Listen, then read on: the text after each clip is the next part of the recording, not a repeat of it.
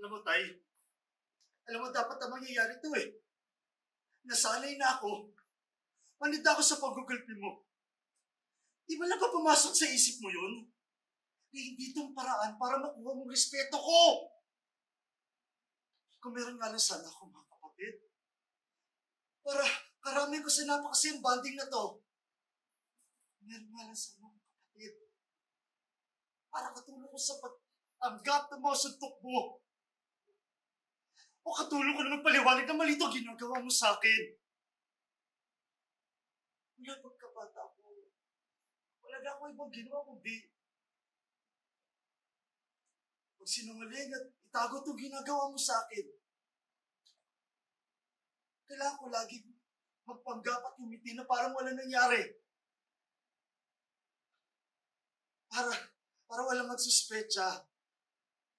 Para itago yung kahiyan ko. Para kahit sino man, walang nakakalam pa nangyayari sa loob ng bahay na to. Gugulpin mo ako, sige lang! Sige, Tay, gulpin mo ako! Kung doon gagana pakiramdam mo, sige! Total!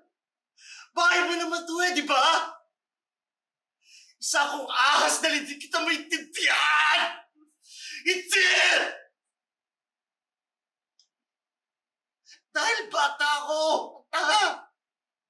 Para intindihin lahat ng ginagawa mo sa akin! Dahil mahina ako at walang lakas para lumabas sa'yo. Lagi kong aalalahanin lahat ng ginagawa mo sa akin nung awa sa'yo. Dahil alam ko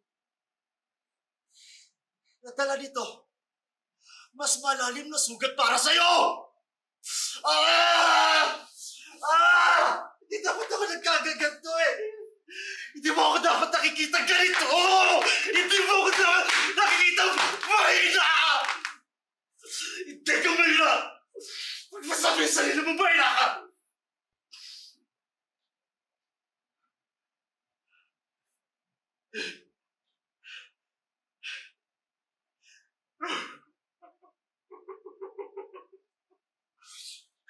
Aba.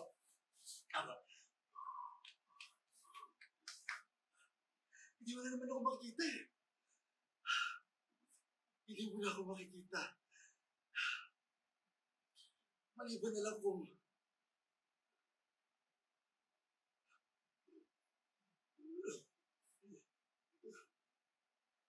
pag-alagala dito ang kaluluwa mo.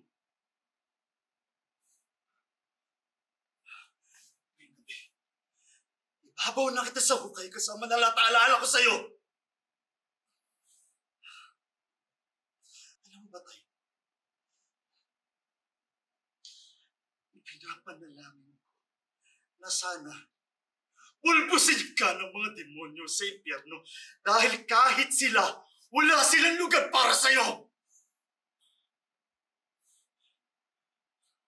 Pero dahil mabuti akong anak, naging mabuti akong anak para sa'yo, Tay. Papatahimikin na kita. Papatahimikin na kita. Aalayan kita ng hele. Hamon sa kanta, lagi mo pinapatugtog. Tuwing gusto mo na akong gawin.